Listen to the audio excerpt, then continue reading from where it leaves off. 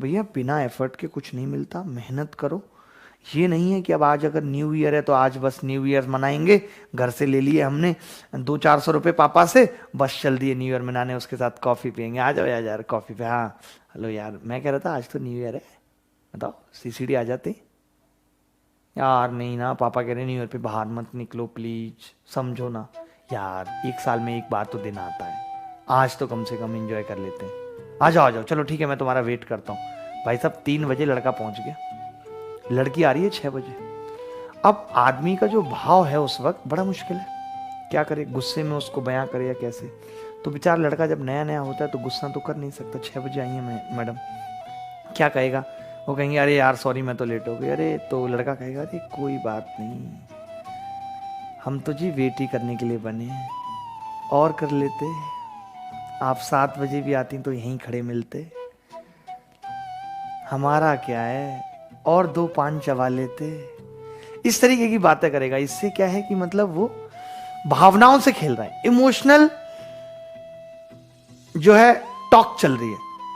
Emotional talk, जो लोग आज इस चीज को गलत मानते हैं कि यार लोग प्यार में पड़ जाते हैं और ये जो है बाबू सोना ये सब करते हैं, गलत नहीं है। आप समझिए, this is the part of emotions, ये इमोशंस का पार्ट है।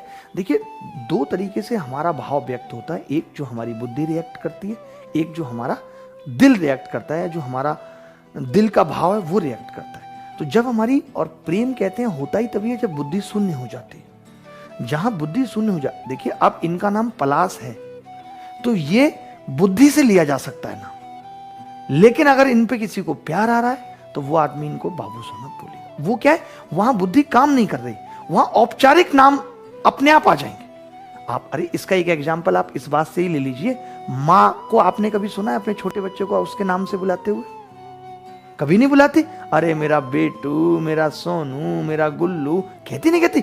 ये भावनात्मक उसकी जो है बोल हैं जो उस बच्चे के प्रति हैं। तो इसमें गलत कुछ नहीं है, हम नहीं मानते इसको गलत है, हमें तो पता है।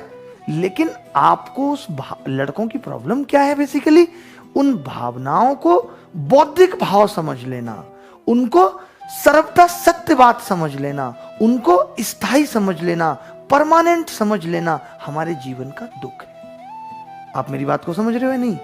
उनको परमानेंट समझ लेना हमारे जीवन का दुख है, जबकि वो भाव सिर्फ हमारे दिल के वो भाव हैं जो एक किसी क्षण के लिए हैं, वो परमानेंट नहीं है।